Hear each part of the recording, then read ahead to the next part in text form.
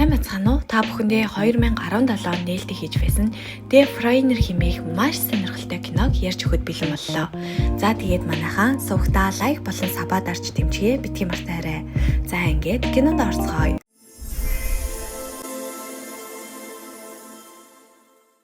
Лондон хотод нэгэн залуу бүсгүй аавтайгаан уулзаж буйгаар кино маань эхэлдэг.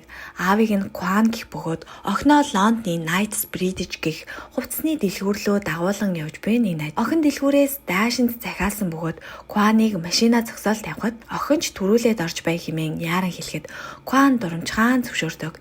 Гэтэл Кван машина зогсоол тавьж байтал маш хүчтэй дэлбэрэлт болж ойр орчмын бүх хүн гэмтэж Кван ч мөн шархтдаг. Тэрээр ухаан орсон даруйдаа дэлбэрэлт охиных нь орсон дэлгүүрт болсон гэдгийг ойлгон ухаангүй шахам тийшгүй очоод охиноо хайж эхлэв. Үзэгдэл солигдож нэгэн оффист ажилтан уцаан авч үнэнхүү Ира нэртэй террорист бүлэглэл саяны дэлбэрэлтийг үйлсэн тухай мэдээлэл хүлээн авч буйгаар үйл явдал үргэлжилнэ. Тэр даруйдаа авсан мэдээлэлээ дарагдаа дамжуулахад дарга бүх багт энэ хэрэг дээр судалгаа хийхийг тушаав. Үүний дараа нэгэн зурагч нь дэлбэрэлтэд өртсөн хүмүүсийн зургийг авч эхлэх боловч Кваны охиноо тэрэн уйлж буй зүрх шимшрэн мөчийг авч чадсангүй. Энэ үед хотын өөр нэг хэсэгт террористууд телевизээр болсон дэлбэрэлтийн тухай мэдээ үзээ сууж байдаг. Тэдний нэг нь эндээс нүүх хэрэгтэй хэмээн хэлэх боловч зарим нэг нь эндээс хөдлөвөл илэрч магадгүй хэмээн татгалзаж байлаа. Маргааш өглөө Ирландын Белфаст хотод Лиам гэхэр өөрийн нууц амрагтайгаас ирж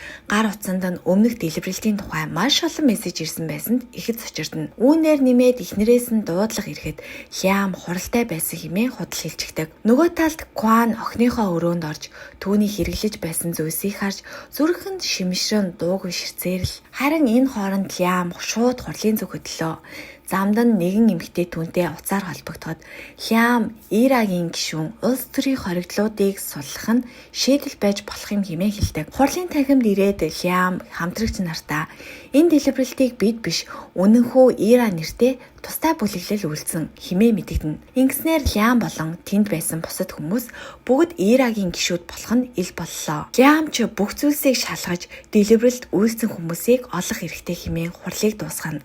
Энэ үед Британий терроризмын эсрэг байгууллага SO-15 аль хэдийн хэрэг дээр ажиллаж эхэлсэн байв. Тэд яаравчлан с жиг бүхий машинуудын дугаарыг бүртгэн авч байтал тэдэн рүү нэгэн хятад ир өдөр бүр ирээд байгаа талаар дуудлага ирнэ. Энэ хүн бол Кван юм. Тэр охиноо алдснаасаа хойш бараг өдөр бүр ирдэг болсон байв. Үүнийг сонсон тусгай албаны командлагч Бромли өөрийн биеэр Квантай уулзаж ярилцахаар боллоо. Уулзсан даруйд Кван түүнд их хэмжээний мөнгө санал болгон Ирагийн хэн нэгний нэрийг өгөөч хэмээн гуйхад Бромли ч үүнийг нь эрс эсэргүүцдэг. Үүний дараа Кван телевизээр Лиамын уг дэлбэрэлтээс Ирагийн оролцоог үгүйсгэсэн ярилцлагыг үзэж сууна. Тэр үед дэлгүүрийн худалдагч нэгэн бүсгүй орж ирээд Кваны өрөөний хүчгийг нээж гэрэл оруулан түүнд хооллох хэрэгтэйг сануулдаг. Харин энэ үед Лиамын нарийн бичиг түүнд дараагийн олон ярилцлагууд болон тантай уулзах хүссэн нэгэн Аз хүн байгаа гэдгийг дуулгана. Ингээд Лиам уцаар түүнтэй холбогдтол Кван утасны цаанаас охиныг минь хэн алсан хэмээн асуулаа. Энэ нь Лиамын дургуг хүргэх хэдийч Кван энэ асуултыг тавьсан шалтгаан нь Лиам Ирагийн дэд сайд гэдгийг мэдэж байсан юм. Харин Лиам би эрэх мэдлэлтэй ч гэсэн яг хэн гэдгийг нь мэдэхгүй байна хэмээн хариулдаг. Энэ хариултанд бухимдсан Кван охиноо алдсан гуниг өшөө авах хүсэлтэйн автан өнгөрсөнтэйгөө салах ёс хийж гэр бүлийнхээ зураг болон охиноо алдсан тухай сонины өгүүлэл цэргийг шатаачдаг. Энэ аимшигтай үйлдэлийг харсан худалдагч эмэгтэй Кваныг одооноос асарна хэмээн шийддэгч Кван аль хэдийн яг л салхи шиг ор мөргүй алга болчихсон тэр. Удалгүй Кван хэрэгтэн хайх бэлтгэлээ эхлүүлж тусгай хэрэгсэл худалдан авч машина цэцэрлэгийн багаж зөөвөрлөж бэмбтээр дагалдана. Гэтэл өнөөх бүсгүй түүнийг дахин олж чи буцаж ирэх үү хэмээн асууж Кван юу ч дуурахгүй яваад өгдөг. Удалгүй Кван Лиамын оффист шууд ирж өөрийн биеэр уулзахаар оролддог. Гэтэл хамгаалагч нарч түүнийг барих боловч Лиам тэднийг зогсоож зүгээр орхих хэмээн тушаадаг. Ингээд Кван дахин алуурчдын нэрсийг асуух хэдийч Лиам би одоо ч мэдэхгүй байна хэмээн хариулснаар тэрээр сэтгэл дундуур гарч явв. Тэр явах замдаа ариун цэврийн өрөөнд орж жирийн хэрэглээний зүйлс ашиглан гар хийцийн бөмбөг хийлээ. Ингээд түүнийг гарсны дараа бөмбөг дэлбэрэгч хэн нэгэнд гэмтэл учруулахгүй. Харин офисын бүх хүмүүсийг айдас тавтуулж шууд л мөрдөн байцаалтаа эхлүүллээ. Үүний дараа Кван Лиам нар дахин уцаар холбогдоход Кван дахиад л нэрсийг хэл гэж шаардах бөгөөд энэ удаад Лиам үнэхээр их уурлаж Кваныг уцаа тасалсны дараа Нью-Йоркт байгаа тусгай хүчнийхнээс нэгэн дүүгээд удан холбогдоно. Харин Кван тэдний ойролцоох байрыг түрээслэн орж маш хурдан дахин нэг тесрэг төхөөрөмжөө зохион бүтээдэг. Лиамын 2 хүн зогсоолоос гарахаар зэхэж байтал нэг нь машинд тесрэг төхөөрөмж суулгасан болохыг анзаарав. Үүний улмаас тэд Кваны байрлаж буй байршлыг мушгин тогтоож түүнийг орон сууцнаас нь илрүүлнэ. Лиамын хүмүүс яаравчлан очиж Кваныг баримтлагаар оролцсон ч Кван туршлагатай авхаалж самбаатайгаар тэднийг буулган авч чаддаг. Энэ нэмэх замраагүй байдлын дараа Лиам уурлан өөрийнхөө хүмүүсийг нас тогтсон нэгэн Аз эрэгч барьж чадсангүй хэмээн зэмлээд авна. Удалгүй эхнэр нь өрөөнд орж ирмэгц Лиам түүнд нэн даруй ачаагаан бэлд бид хөдөө байрлах ферм рүүгээ явна хэмээн мэдээллээ. Ингээд Нью-Йоркоос дүүн ирж Лиам түүнд нууцаар Бромли рүү очиж болж буй нөхцөл байдлын талаар мэдээллийг даалгана. Учир нь энэ талаар бусад Ирагийн гишүүд мэдчихвээ гэж айж байв. Дараа нь Лиам нэгэн ресторанд очиход Кван аль хэдийнэ түүнийг ирэхийг хүлээгээд байж байлаа. Харин Лиам ресторанд ормогцоо өөрийн нууц амрагтайгаа уулзсан үнсэлцэж эхлэхэд үүнийг нь нууцаар ажиглаж байсан Кван зураг авч Лиам руу илгээдэг. Ингэснээр түүнийг айлгаж сэтгэл зүйн дайралт хийхийг зоржээ. Үүний зэрэгцээ Лиамын дүү Бромлитэй уулзах газраа ирлээ. Харин Бромли Ирад итгэдэггүйч Лиамын дүү тэдгээр бөмбөг тэслэгчдийг илрүүлэх нууц ажиллагаа явуулж буйгаа хэлдэг. Тэд бүлэг тус бүрт тусгай код өгөх төлөвлөгөөтэй байлаа. Бромли ч үүнийг нь хүлээн зөвшөөрч гэхдээ цаг нь ирэхэд Лиамтай өөртөө шууд ярилцахыг хүсдэгэ илэрхийлнэ. Удалгүй Лиам буцан ферм дээрээ ирэхэд Кван ойролцоох ойд нь өөрийн баазыг засаж байлаа. Шөнө болтол хүлээсэн Кван чимээгүйхэн ферм рүү нэвтэрч тесрэг төхөөрөмжөө байрлуулан 2 хамгаалагчийг буулгаж авлаа.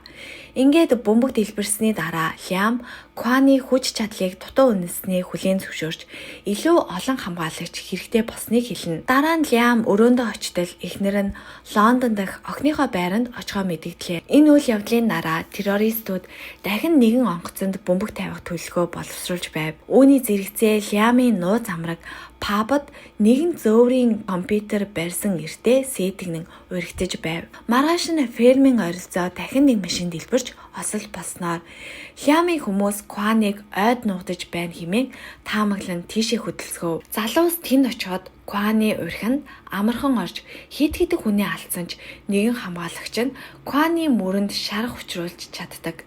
Ингээд Кван төр ухарч нуугдах хэрэгтэй болов. Хамгаалагчид ч Лиамд мэддэж Кваныг ирүүлэхийн тулд мөрдөх чадвартай хүн хэрэгтэй болсон тул дүүг нь авчрах шаардлагатай хэлнэ. Энэ үед Лондон хотод Лиамын эхнэр нүрээ будаад сууж байтал гинэт хаалгын тогшин Лиамын дүү нь ирлээ. Эхнэр нь эхэндээ энгийн зүйлс асууж байгаа мэт боловч удалгүй түүнтэй сэтгнэж эхэлнэ. Эцэст нь дүү нь бууж өгч тэд нууцаар харилцаатай болох нь ил боллоо. Гэсэн ч энэ үеэр Лиам залгаж дүүгээ ферм дээр яаралтай ирэхийг тушаав. Ярианы дараа Лиамын эхнэр сэтгэлээ удлан өөрийн төрсөн ахын үхэлд Лиамыг буруутгаж байгаагаа илэрхийлнэ. Үүний дараа Кван шархаа түлж ариутхангаа охин нь дээрэмчдэд хулгайлагдаж их нэртэйгээ хамт завин дээрээс буудуулж унсан тэр аимшигт дурсамжийг эргэн саналаа.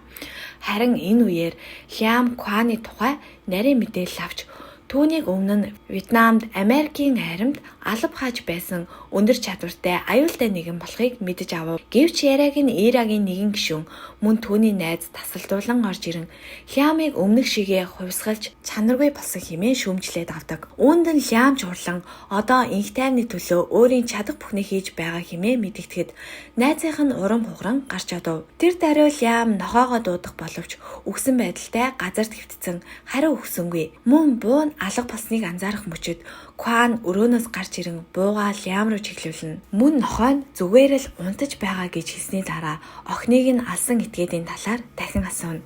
Лиам урдын адил мэдэхгүй гэж хариулсанд Кван түүнийг сүрдүүлэн нууц код өгтөө төлөвлөгөөнд хилүүлэхэд хүргэнэ. Ингээд Кван түүнд бөмбөг тэслэгчдийг барих 24 цагийн хугацаа өгөөд түр орхин явлаа. Маргааш өглөөн нь Лиамын нууц амраг 2 давхар автобуснаас буутал автобус гинт дэлбэрч 16 хүн амь өргөдөнө. Үүнийг сонссон Бромли Лиам руу залгаж бөмбөг тэслэгчид ямар ч код үг ашиглаагүйг мэдгэтгэд Лиамч үүнд ямар нэг шийдэл олгоо амладаг. Тэр дараа нь дахин нэг дуудлага хүлээн авч Лондон дахь эхнэрийн байранд дүүн 2 цаг гаруй байсан тухай мөн тэдний ард хаалттай хаалганы цаана юу болсон талаар мэдээ хүлээн авна. Үүний дараа эхнэр нь Лиамтай найзтай ч мөн уулзсан байлаа. Тэр үед дөнгөж Лондоноос ирсэн Лиамын дүү Кваныг олохоор ойроо шуудхан хөдөлдөг. Үүний дараа алан хэтгчид хэрхэн зөөврийн компьютерийн батарей хэлбэртэй бөмбөг зохион бүтээсэн тухайгаа ярилцаж байлаа. Үүний зэрэгцээ ESO-15 тусгай ажиллагааныхан нэгэн алан хэтгчийг түлэгцэн сервер нь тогтоон мөрдөж чаддаг бөгөөд үүнийг Ирагийн гишүүнтэй уулзаж буй бичлэгийг ч мөн гартаа оруулжээ. Энэ бүхний дараа Бромли Лиам руу яаралтай залгаж урагч Лиамын өөрийнх нь дотн найз болохыг мэдэгддэг. Мөн тэд дроноор Лиамыг ажиглаж буйг дуулгаад хэрв тэр найзаагаа зохих ёсоор зохицуулахгүй бол хүчээр түүнийг баримтлах болно гэж анхааруулдаг. Уралтаас болж уур хилэндээ шатаж байсан Лиам найзаагаа байцааж бөмбөг тэслэгчид хэн болохыг хэлүүлэхийг оролдоно. Харин найз нь эхэндээ хамтран ажиллахаас татгалцснаар Лиам түүнийг хөлөнд нь буутчихдаг. Эцэст нь найз нь бууж өгч бүх мэдээллийг тэр дундаа Лиамын эхнэртэй нь уулзсан тухайгаа хэлдэг. Үүний дараа Лиам өршөөлгүйгээр найзынхаа амийг бүрлэхэж орхино. Энэ үед Лиамын нууц амраг пабд уургалсан залуутайгаа дөнгөж хайр сэтгэлийн харьцаанд орж дууссан байдаг. Гэтэл залууг угаалгын өрөөлөө ороход эмэгтэй зөөврийн компьютерийн батарейг нь тесрэг бөмбөөр сольж залууг өөрөө ч мэдлгүй бөмбөг тээвэрлэж болон хувиргадаг. Нөгөө талд Лиамын дүү ойд Кваныг олж авсан байх ба тэд хоорондоо хүчтэй тулалдсны эцэст Кван ялалт байгуулж түүнийг ухаан алдуулчихдаг. Удалгүй дүү нь ухаан ормогцоо өөрийгөө модонд хүлэгдсэн байгааг олж мэдхэд Кван түүнээр алан хядагчдын нэрсийг хэлүүлэхийн тулд байцаагахад дүү нь аль хэдийн Лиамаас эдгээр мэдээллийг авсан тул эргэлзэлгүй хэлж орхино. Үүний улмаас Кван түүнийг суллаж явуулдаг. Дүүдэн ч шууд л Лиам дээр очиж Кван түүнийг өршөөсөн тухайд болгоно. Гэвч энэ зүйл Лиамын хувьд хамгийн бага санаа зовох асуудал байв. Тэр дүүгээ эхнэртэй нууцаар харилцаатай байсныг аль хэдийн мэддэг болсон гэдгийг хэлдэг. Мөн эхнэр нь алан хядагчдад код үг хэрхэн ашиглах тухай мэдээлэл өгсөн жинхэнэ урагч болохыг хилчилнэ. Үүний дараа Лиам дүүдээ Нью-Йорк руу буцаж явахыг тушааж эцсийн даалгаврыг даатгана. Лондон хотод ESO-15 алан хядагчид байрлаж буй байрлагыг бүслэн хянаж эхэлдэг. Гэвч тэд үйл ажиллагаа эхлүүлэхээс өмнө Кван засварчны дүрд хувирч нууцаар өрөөнд нэвтэрч амждаг. Удалгүй алан хядагчид түүний винто бууг илрүүлж ширүүн бодолцаан эхэлнэ. Кван ганцаараа бүх алан хядагчдыг хөнөөж чаддаг бөгөөд зөвхөн Лиамын нууц амраг бүсгүйг л амьд үлдээдэг. Энэ үед терроризмын эсрэг албаныхан өрөөнд нэвтэрч ороход бүх зүйл сүйдэж эмх замраагүй байдал ноёлсон байлаа. Мөн тэд амьд үлдсэн бүсгүйг байцаан хүч хэрэглэн бөмбөгийн тухай мэдээллийг авдаг. Үүний үр дүнд тэд онгоцны будалд яаралтай мэдэгдэж азар бөмбөгийг олж хайснаар олон хүний амь насыг аварч чадна. Нөгөөтэйгөр Кван одоо улсын хэмжээнд 90 сурвалжлагдаж буй этгээд болон хувирсан байлаа. Дараа нь Лиамд нэгэн дуудлага ирж алан хядагчдыг зогсооход хувь нэмэр оруулсан учраас тэр одоо Британий засгийн газрын бүрэн эрх бүхий ажилтан болсон гэдгийг мэдэгдэнэ. Үүний зэрэгцээ Лиамын эхнэрийг түүний дүү буюу нууц амраг нь буудан хороочихдог. Дараа нь Лиам цочид буудалтаан ирэхэд Кван түүнийг тосон ухтаж өөрийнх нь нууц амрагтайгаа үнсэлцэж буй зургийг олон нийтэд мэдээлсэн хэмээн хэлснээр Лиамын карьер бүр мөсөн сүйрхэн тэр.